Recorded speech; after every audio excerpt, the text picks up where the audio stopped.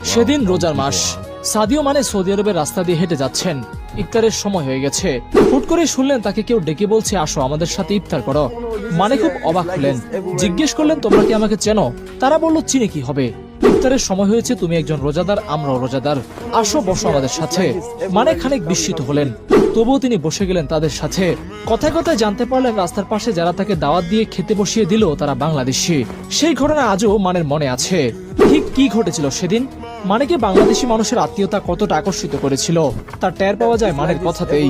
Saudi আরবে কাজ করা শ্রমিক প্রবাসীরা যে ঘটনা ঘটিয়েছেন মানের সাথে, তা সারা বিশ্বে বাংলাদেশের ভাবমূর্তিকে আরো উজ্জ্বল করেছে। শুনি তাহলে সেই ঘটনা।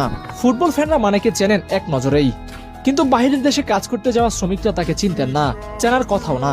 সারাদিন কাজ করে যখন এই মানুষগুলো একটু সময় পান, তখন তাদের আর সময় থাকে না টিভি বা মোবাইলে খেলা দেখা বা প্লেয়ার চিনে রাখা। তাদের দৌড় বড়জোর Brazil, Argentina, Messi, Ronaldo, Neymar পর্যন্তই। কেউ কেউ বেশি হলে খোঁজ রাখেন রিয়াল মাদ্রিদ আর বার্সেলোনার।